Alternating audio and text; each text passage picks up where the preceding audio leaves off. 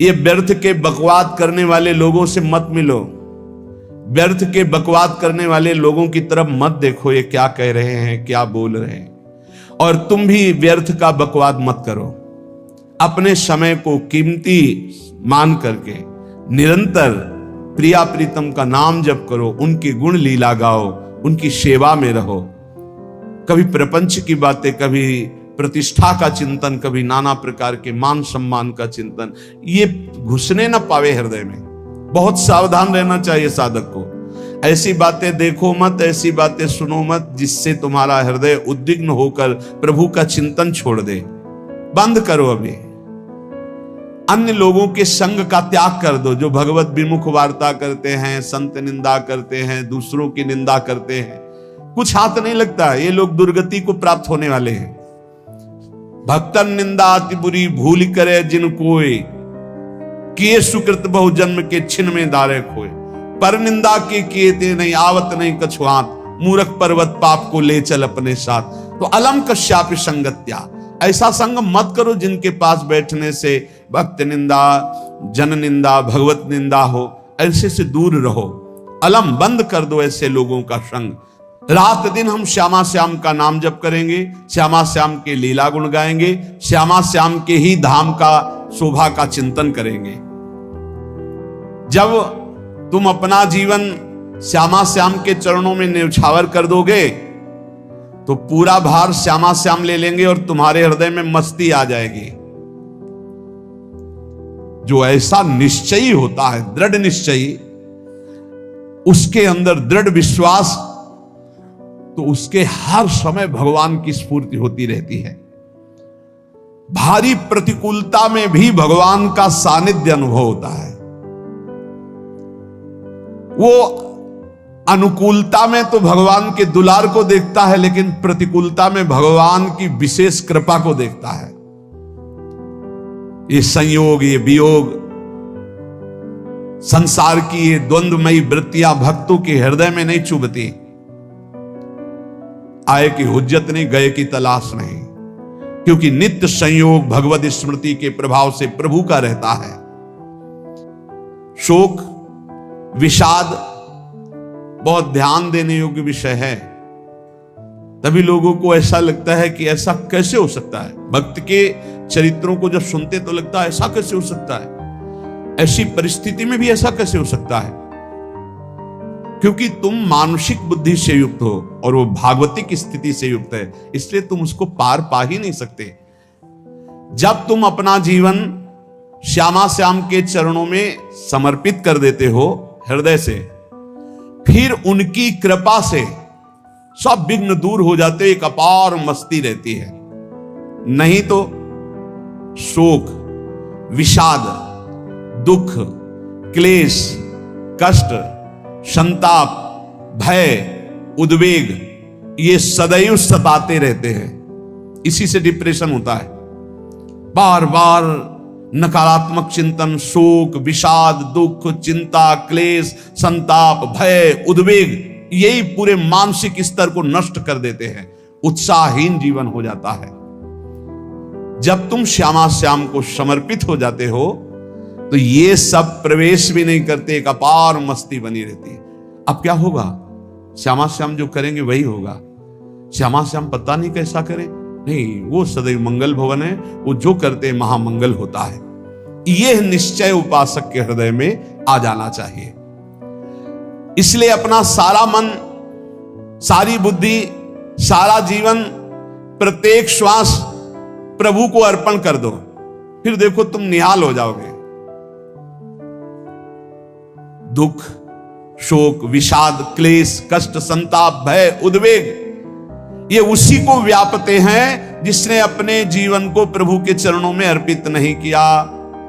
इसलिए तुम अपना सारा मन, सारी बुद्धि, सारा जीवन, प्रत्येक श्वास केवल प्रभु को अर्पित कर दो। फिर देख लेना श्वास कैसे अर्पित की जाती है, राधा राधा राधा। बुद्धि कैसे अर्पित की जाती है, एकमात्र निश्चय कि भगवत सुख ही सुख है। ये जागतिक सुख सुख नहीं, ये दुख है, ये ऐसा दलदल है जिससे आज तक कोई नहीं निकल पाया। सारा मन, हम मन से केवल प्रभु का मनन करें। बार बार मन को संसार से हटा के नाम में, रूप में, लीला में, धाम में लगाएं। बहुत प्रसन्नता हो जाती है उस उपासक के हृदय में जो अपना मन बुद्धि प्रभु के चरणों में अर्पित कर देता। भगवान ने तो इसको बहुत उत्तम स्थिति बताया है कि मेरे से कभी वो अलग हो ही नहीं सकता यदि मन बुद्धि अर्पित कर दिया। मयि एव मन आधत्स्व मयि बुद्धिम निवेशय, तो निवश्य मयि एव अत ऊर्ध्वं न संशया, बिल्कुल संशय नहीं, वो मेरे में ही निवास करेगा जिसने मन और बुद्धि अपनी मेरे में अर्पित कर दी। बहुत प्रसन्नता रहेगी उस उपासक के जीवन में जो अपने आप को मन बुद्धि सहित प्रभु के चरणों में समर्पित कर दिया है। भगवान का आश्रय लेने वाले की पहचान है हर परिस्थिति में प्रसन्न रहना। देखो आप भगवद आश्रित हो कि नहीं, देखो अनुकूल परिस्थिति में तो सब प्रसन्न रहना, लेकिन प्रतिकूल परिस्थिति में प्रसन्न रहना यह भगवान के भक्तों का लक्षण है। हर परिस्थिति में प्रसन्न रहना ये भगवान के भक्तों का लक्षण है। आनंदगन भगवान का आश्रय मिलते ही आनंद छा जाता है हृदय में। उनके पास आनंद का अभाव होता ही नहीं है। जैसे सूर्य का प्रकाश उदय होते ही सूर्य का प्रकाश संपूर्ण अंधकार को नष्ट कर देता है, ऐसे ही भगवान का संपूर्ण आश्रय लेते ही सब दुख चिंता शोक नष्ट हो जाते, आनंद ही आनंद। तुम भगवान के मंगलमय रूप को नहीं जानते हो, पर उनके मंगलमय भाव को, विधान को मानना शुरू कर दो।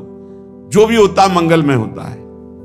हमने जीवन में देखा है, अगर इधर कोई बहुत बड़ा सुख दिया तो देर नहीं लगेगी, 24 घंटे नहीं व्यतीत होंगे और ऐसे दुख दे देंगे, जिससे दोनों का समान भाव रख करके ना दुख में तुम भूलो प्रभु को, ना सुख में फूलो, सीधे भगवत मार्ग में चल। पूरे जीवन की बात देखा है। भगवान के मंगल विधान में सदा सर्वदा सुख ही सुख है, इस बात को मान के प्रसन्न हो जाओ। जब भगवान का भजन करने वाले की तन्मयता बढ़ती है भजन में, तो द्वेषी जन अपने आप तैयार हो जाते हैं। भक्त कभी किसी से द्वेष नहीं करता, अपने आप वो द्रोह करने लगते हैं। तो नरसिंह मेहता जी से बहुत गांव के कई लोग थे जो जलते थे, ऐसे जलते थे कि अब क्या करें, कैसे मिटा दे नरसिंह मेहता जी को। और उपाय तो मिल नहीं रहा था। तो एक दिन संतों की मंडली आई और उन्होंने कहा कि हम रास्ते में कोई चोर आदि धन ना ले ले, इसलिए यहां से किसी की हुंडी चलती है क्या द्वारिका में? पहले ऐसा था। बोले हाँ, हमारे यहां बहुत बड़े सेठ हैं नरसिंह मेहता जी, पर आप कहोगे वो मना कर देंगे। कई बार कहोगे, अगर वो स्वीकार कर ले तो वहां। और उनका लक्ष्य था कि नरसिंह मेहता जी की तो खाने की भी सुविधा नहीं थी, हुंडी कहां की बात आई। उनका था कि जब वो ना कहेंगे तो संतजन नाराज हो जाएंगे, अगर हाँ कह दिया तो वहां हुंडी चुकेगी नहीं, तो संतजन अपने आप इनको शाप दे देंगे, अपराध बन जाएगा, ये नष्ट हो जाएंगे। संतों को भेजा नरसिंह मेहता जी ने, सबकी दंडवत की, चरण पखाड़े। तो उनका ये इतना रुपया है, द्वारिका में साधु सेवा हम करेंगे, वहां तुम्हारी हुंडी चलती है, तो आप अरे उनका आप कहाँ भूल रहे हो, यहाँ खाने की भी व्यवस्था। बोले हमें सब पहले से बता दिया गया कि आप मना करोगे, बार बार मना मत करो, हमें पता है। तो उन्होंने ठाकुर जी की तरफ देखा, बोले क्या लीला है प्रभु, संतों से हम क्या कहें, ये ले रुपए।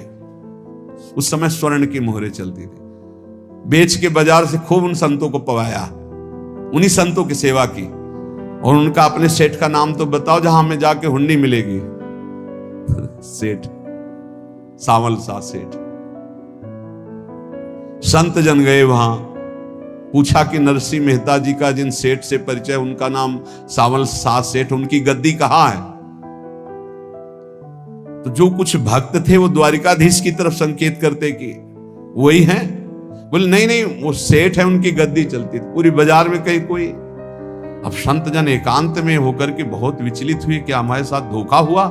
नरसिंह मेहता जैसा संत क्या धोखेबाज हो सकता है? देखो संशय तो बहुत विचित्र होता है, बड़े बड़ों को संशय हो जाता है। जब भगवती सती जी को संशय हो गया, राम जी को हे खग हे मृग हे मधुकर श्रेणी ऐसा पूछते हुए कि सच्चिदानंद कैसे हो सकते, तो किसी को हो सकता है, क्योंकि वो बुद्धि की अधिष्ठात्री देवी है। जो ही उनके मन में ऐसा आया कि क्या हमारे साथ धोखा हो रहा है, इतने में ही देखा जय हो सावल शाह सेठ की।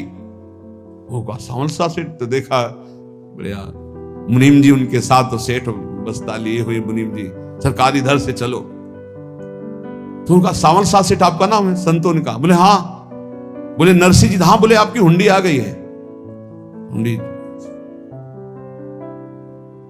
एक कागज में लिखा कि ये हमारे सेठ जी को दे देना। वैसे लोग मुझे माखन चोर कहते, कोई कुछ कहता है, लेकिन आपने सेठ बना दिया। जब आपने सेठ बना ही दिया तो आप कभी परवाह मत करना तुम, और ये सेवक आपकी सेवा में सदैव तत्पर है। भगवान ने ऐसा लिखा। जो भगवद आश्रित है, एक बार ये चलता रहता है, जो संत जन होते हैं उनके विरोधी अपने आप बन जाते हैं, किसी से कोई मतलब नहीं, अपने आप विरोधी बन जाते हैं। कबीरदास जी का पूरी काशी में यश था। भजन करने वाले महापुरुषों का यश बढ़ता है जब, तो जो भजनहीन होते हैं उनके हृदय में जलन पैदा हो जाती है और उनको विविध प्रकार से फंसाना चाहते हैं, उनको कष्ट देना चाहते हैं। तो कबीरदास जी के यश को धूमिल करने के लिए कुछ ब्राह्मणों ने एक रचना रची, मोड़ मुड़ा के कबीरदास जी के शिष्य बन करके पूरी काशी के सब आश्रमों में निमंत्रण दे आए। कल भंडारा है, संत सेवा है, सबने स्वीकार किया। कबीरदास जी अपनी दिनचर्या करके निकले तो संत मंडली आने लगी। बोले कै बजे सेवा है? साधु सेवा। बोले कौन सी साधु सेवा? बोले कल आपके शिष्यजन निमंत्रण दे के आए, पूरी काशी के सब संत आ रहे हैं। कबीरदास जी ने कहा यहाँ तो एक की भी व्यवस्था नहीं, पूरी काशी के संत आ रहे हैं। अच्छा, समझ में आ रहा है, लीला बिहारी तुम लीला करना चाहते हो। गए अपना निकल गए गंगा किनारे, एक झाऊ के नीचे बैठकर अपना भजन ध्यान में मगन है। 11-12 बजे तो उन्होंने देखा संतों की मंडली, काशी तो बहुत। कबीरदास जी ने देखा कि आश्रम की, तो बोले पता नहीं क्या होगा, चलो चलते हैं। तो ऐसे गमछा वस्त्र करके ऐसे डालकर मुंह ढक करके, वहां बड़ी बड़ी पंगत लगी थी। कबीरदास जी सबको पाओ जी पाओ। कबीरदास जी के रूप में स्वयं भगवान पाओ जी पाओ। कबीरदास जी ने कहा अच्छा, जब स्वामी परस रहे तो हम भी बैठ के पा ले। तो जब उसी पंगत में बैठ गए अपना कपड़ा ढक करके, और जब मोहरे की दक्षिणा दे रहे थे सब लोग कि वाह कबीरदास जी ने आज तो साधु से। सबको जब कबीरदास जी के सामने आए तो ऐसे मुंह ढके, बोले देखो जो मेरा होता है उसे मुंह छुपाना नहीं पड़ता, मुंह ढकना नहीं पड़ता। लो दक्षिणा, तुम भी दक्षिणा लो। कबीरदास जी को कबीरदास जी दक्षिणा दे रहे, और वो कबीरदास जी है भगवान, और ये पाले वाले कबीरदास जी है भगवान के जन। कभी भगवान अपने अरे जमाने जोर लगा ले, कितना जोर लगाएगा, भक्त और भगवान का झंडा कभी न झुकने पाएगा। बिल्कुल चिंता शोक भय उद्वेग रहित जीवन भगवद आश्रित। तुम भगवान के मंगल विधान में सदा सर्वदा प्रसन्न रहो। अब ये विचार कर लो कि भगवान जो करेंगे तुम्हारा मंगल करेंगे। अब थोड़ा ऐसा बीच में लगता है कि अमंगल हो रहा है क्या, लेकिन पक्का समझो बहुत बड़ा मंगल उनका विधान होता है। बहुत ही उत्तम मंगल होता है भगवान के शरणागत का। भगवान हमारे विचारों वाले नहीं हैं, हमारे विचार प्राकृतिक है, भगवान के विचार चिदानंदमय हैं। वो अपने विचार से हमारा मंगल करते हो, हम अपने विचार से मंगल चाहते हैं। भगवान के विचार से मंगल ही हमारा होगा, इसलिए कभी हमको चिंता शोक भय नहीं करना चाहिए। भगवान की ओर से कभी तुम्हारे लिए ऐसा विधान नहीं होगा कि तुम दुखी हो जाओ, बस तुम्हारी सोच हो सकती है, उसका परिणाम बहुत मंगल होगा। जगत की ओर से निराश हो जाओ, किसी से आशा मत रखो, फिर आप देखो आपका जीवन कैसा आनंदमय व्यतीत होता है। ये जो जगत की आशा है यही दुख प्रदान करती, सच्ची जगत की आशा ही दुख प्रदान करती है। अगर जगत से कोई संबंध न रखा जाए और भगवत भाव में रहकर तो बहुत अच्छा जीवन चलेगा। अपने कर्तव्य का पालन करो, परिवार को भगवत स्वरूप मानकर पोषण करो, किसी से कोई संबंध मत रखो, कोई आशा मत रखो। यही अध्यात्म सिखाता है। अपने आप भगवत स्वरूप, सबका व्यवहार मंगलमय और आपका जीवन मंगलमय। अपने घर में ऐसे रहो जैसे किसी अतिथि के घर में रह जाता है। चलना है, यहां से जाना है। कौन रहता है अपने घर में अतिथि की भांति? भगवान का भक्त। जाना है यहां से, अपनी प्रिया प्रीतम के पास जाना। ये हमारा घर नहीं है, यहां तो हम समय व्यतीत कर रहे हैं, अपनी आयु व्यतीत कर रहे हैं भगवत आराधना करते हुए। हमें जाना है प्रिया प्रीतम के पास। वास्तविक घर भगवान का धाम है हमारा, वास्तविक घर वाले प्रभु हैं हमारे। जो नित्य सच्चिदानंद भगवान के चरणों में अपने चित्त को समर्पित करता रहता है, उसको यह अनुभव होने लगता है कि बड़ी कृपा है हमारे ऊपर भगवान की, बड़ी कृपा है हमारे ऊपर। सर्वसमर्थ परम सुहृद भगवान ऐसे भक्त के ऊपर हर समय वरद हस्त रखे रहते हैं। ये केवल प्रवचन नहीं, सच्ची बात मानिए। ऐसे भगवान का वरद हस्त हर समय रहता है। जब भगवान की छत्र छाया में भक्त अपने को देखता है तो आसपास घोर विपत्तियों का भी समुदाय हो तो भी वो आनंद में मगन रहता है। हर हालत में आनंदित रहना ये भक्त का स्वभाव है। भगवान ऐसे भक्तों को प्यार करते हैं जैसे कछुआ अपने अंडे को बाहर रख आवे और रात दिन उसका चिंतन करे। जब भक्त भगवान को समर्पित होता है तो भगवान रात दिन उसकी ऐसे चिंतन सुरक्षा करते हैं। अभय, ये दैवी संपदा का पहला गुण है। ये भगवान के शरणागत पर जागृत हो जाता है। वो भयभीत नहीं होता, किसी भी उससे भयभीत नहीं होता। यही डर ही डरप हरिवंश हित, जिनो भ्रमय गुण सलिल पर। इस डर से डरते रहना चाहिए कहीं गुण रूपी पानी में फिसल न जाए, नहीं तो गलती हो सकती है। साधक सावधान रहे। ये अभय दैवी संपदा का सबसे बड़ा गुण है। जो भयहारी भगवान की शरण में आ जाता है तो उसके अंदर ये अभय प्रकट हो जाता है। अगर कहीं तुम्हें एकांत में भय लग रहा है, एक आदमी तो एकांतिक में आए थे, वो कह रहे थे कि हमें हर समय भय लगा रहता कि कोई हमारे पीछे है। अंधेरा तो लगता कोई खड़ा है, मैं जीना मुश्किल हो गया, ऐसा भय। देखो ये मन कैसा है, भगवान से विमुख होने पर कैसे डरवाता है। वो कह रहे हैं हर समय मुझे डर लगा रहता है, कोई सामने खड़ा है, कोई पीछे खड़ा है, ऐसा भय लगने लगता है। और जब भगवान की शरण में आ जाते हैं तो ये अभय स्थिति हृदय में जागृत हो जाती है। कोई भी भय आसपास आ ही नहीं सकता, यहां तक कि नरक का भी भय खत्म हो जाता है जो भगवान की शरण में है। महापापी भी पुण्यात्मा महान भक्तों के समान वो उत्तम गति को प्राप्त हो जाता है जो भगवान की शरण में हो जाता है। पर ये जो भोगों का आश्रय लिए हुए हैं, मनमानी आचरण कर रहे हैं, ये कभी उस अभय को जान ही नहीं सकते कोई अभय पद है क्या।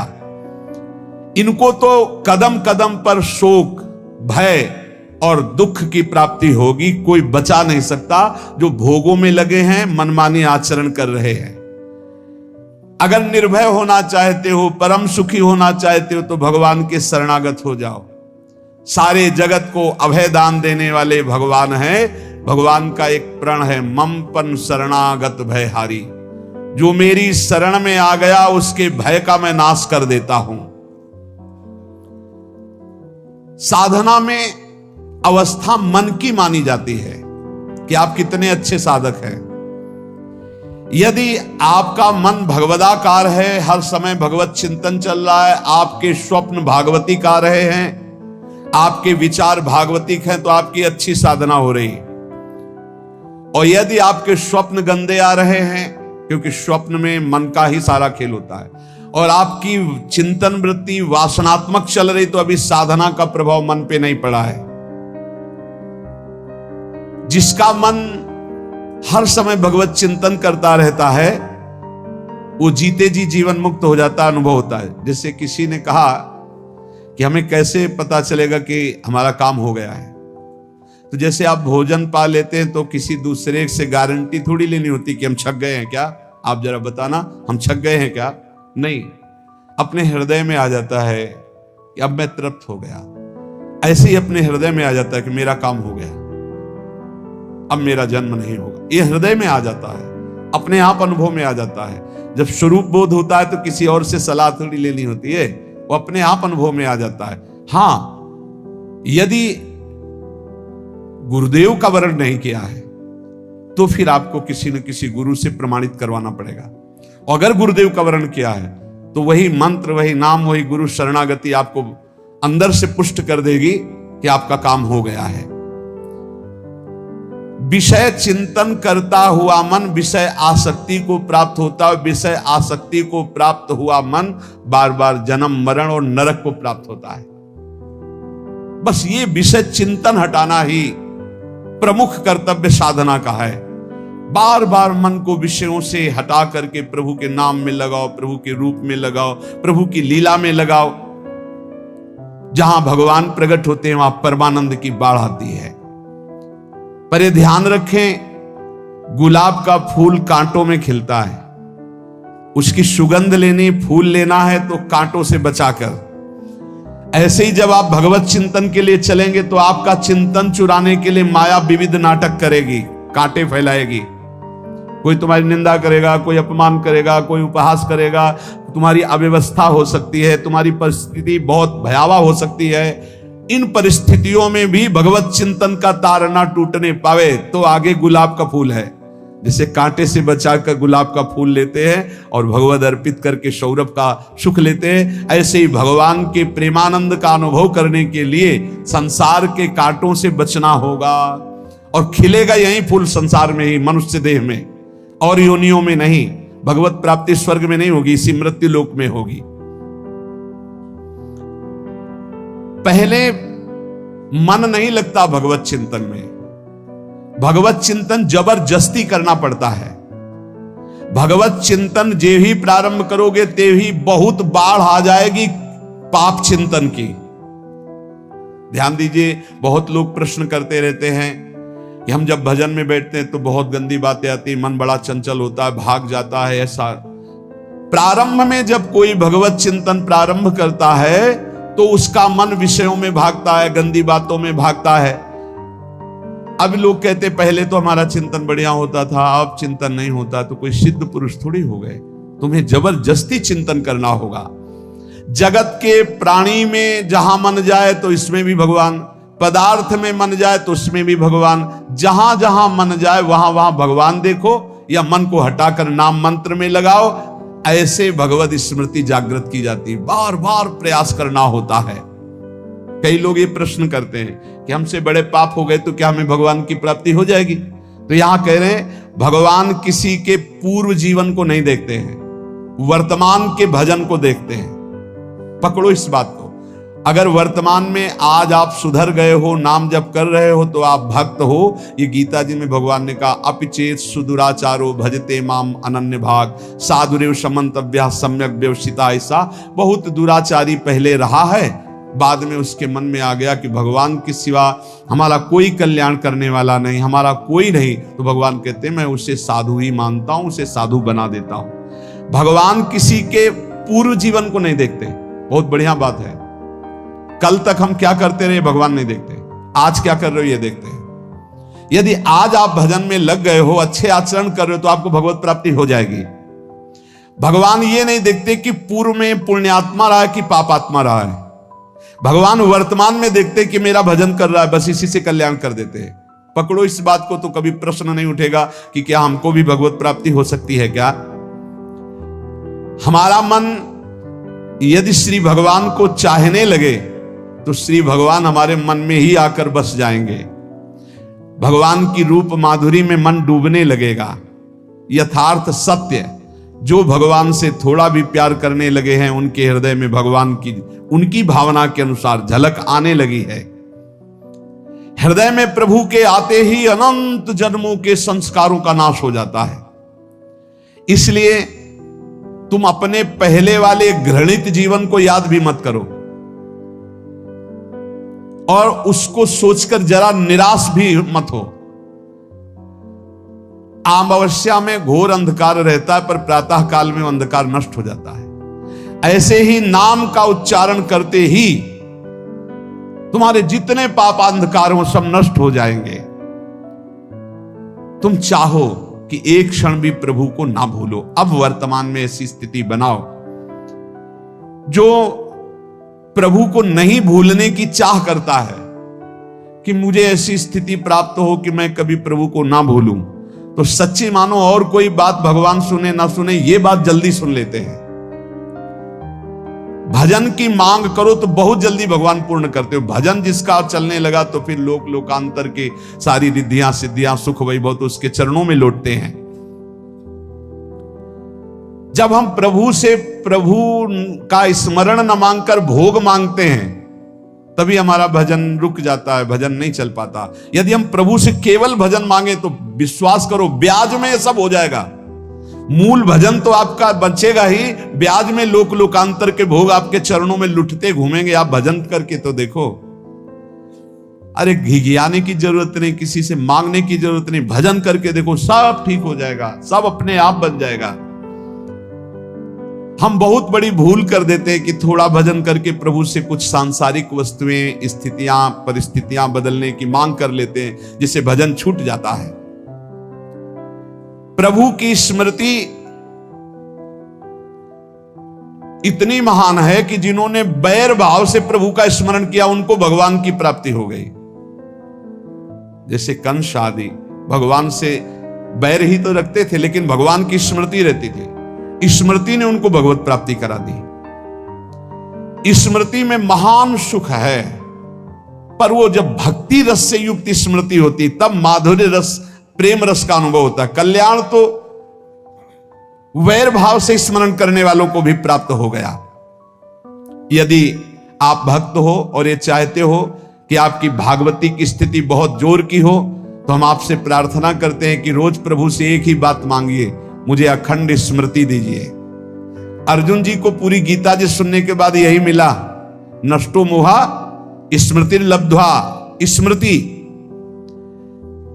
प्रभु आप हम पे ऐसी कृपा कर दो कि हमारे हृदय में किसी और व्यक्ति, वस्तु, स्थान की स्मृति न रह जाए, केवल आपकी स्मृति रह जाए।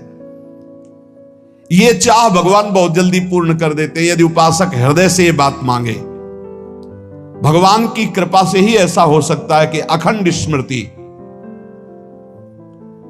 ये कर्म फल से नहीं मिलती है। प्रभु के प्रति निर्भर होकर जो दैन्यता पूर्वक प्रभु से मांगता है और हर समय अभ्यास करता रहता है भगवत स्मरण का, उसको ये स्मृति मिलती है। और स्मृति मिल गई तो इससे बड़ी कोई स्थिति नहीं, हर समय भगवान का स्मरण। प्रभु से मन प्रतिपल नया नया स्वाद लेकर के आसक्त होता रहता है, नवम नवम। प्रभु कभी बासी नहीं होते। जैसे किसी व्यक्ति को देखो तो देखते देखते मन हट जाएगा कि देख लिया बहुत सुंदर है, ठीक है, लेकिन वो एक दिन मन हट जाएगा। और प्रभु की सुंदरता नवम नवम है, प्रभु के नाम का स्वाद नवम नवम है, प्रभु की लीला का स्वाद नवम नवम है, प्रभु के धाम की शोभा नवम नवम है। जैसे आचार्य महाप्रभु हरिवंश चंद्र जी कहते, नयो नेह नवरंग नयो रस नवल श्याम वृषभानु किशोरी, नव पीतांबर नवल चूनरी, नई नई बूंदत भींजत गोरी, नव वृंदावन हरित मनोहर, नव चातक बोलत मोर मोरी, नव मुरली जो मल्हार नई गति, सब कुछ नया। तो नवम नवम प्रभु प्रतिपल नवम नवम प्रभु का रूप, प्रियाजू का नवम नवम, अबहीं और अबहीं और अबहीं और है।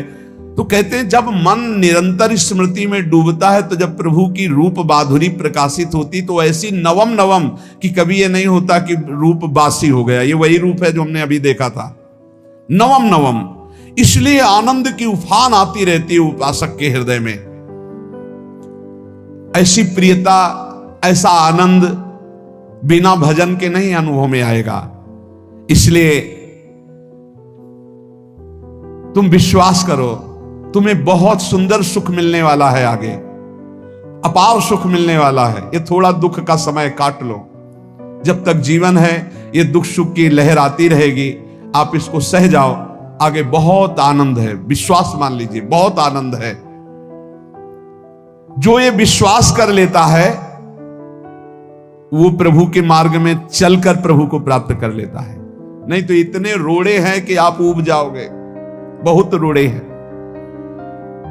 जो प्रभु के मार्ग में चलता है तो माया के बहुत से पार्षद अपना प्रभुत्व दिखाने उनके पास आते हैं, महिमा अपनी दिखाने, पर वो किसी वस्तु, स्थिति, अवस्था, प्राणी, पदार्थ का प्रभाव स्वीकार ही नहीं करता। क्योंकि भगवत स्मृति परायण है, भगवान की कृपा पर विश्वास है, इसलिए उसको कोई फंसा नहीं पाता। वो नित्य निरंतर प्रभु से घुला मिला रहने के कारण उसकी मस्ती में कोई फर्क नहीं पड़ता। माया का प्रभुत्व रखने वाले उसे फंसाने की चेष्टा करते हैं, पर उस पर किसी का असर नहीं होता। वो कहीं लिप्त नहीं होता, वो कहीं दुखी सुखी नहीं होता, वो हर समय प्रसन्न रहता है। तुम देखो, हर समय प्रसन्न रहते हो? यदि नहीं तो तुम किसी व्यक्ति वस्तु का आश्रय लिए हुए हो, प्रभु का नहीं। अगर हां तो हर समय प्रभु का स्मरण चलना चाहिए, हर समय प्रभु के आश्रित हो, फिर देखना ये आनंद, ये प्रसन्नता क्या रूप रखती है। बड़े बड़े मस्त संतों को देखा, मस्त ऐसे उन्माद में मस्त, उस सुख के लिए ललचाओ। कब तक जन्मते मरते रहोगे? कब तक बार बार दुख भोगते रहोगे? कब? बड़ा प्रपंच है ये। भगवान का स्मरण परम पुण्यात्मा पुरुष का हृदय माना जाता है। बहुत पवित्र हृदय, बड़ा पुण्यात्मा हृदय, जिसमें भगवान का स्मरण। भगवान का विस्मरण पापात्मा पुरुष, भयानक विपत्ति, दुर्भाग्य आते हो। सुदृढ़ निश्चय करो, अब हम भगवान के स्मरण में अपना समय व्यतीत करेंगे। मेहनत करो, कार्य करने के लिए कोई मना नहीं। आप नौकरी करो, किसानी करो, व्यापार करो, पर अंदर अंदर भगवत स्मृति ही सबसे बड़ी स्थिति है। अब चाहे हम जीवित रहें, चाहे हमारे मरण जैसी विपत्ति आ जाए, चाहे सब हमसे हट जाए, चाहे सब हमको नमन करें, अब हम दृढ़ निश्चय करके केवल भगवान के स्मरण करते हुए इस संसार के बीच समय व्यतीत करेंगे। अब हम चूकने वाले नहीं। ये नियम लीजिए, चाहे जीवन रहे या ना रहे, चाहे मरण जैसा कष्ट आ जाए, चाहे सब वियोग हो जाए, सब चले जाए, चाहे सब संयोग हो जाए, सब नमन करें, अब हम प्रभु का स्मरण नहीं छोड़ेंगे।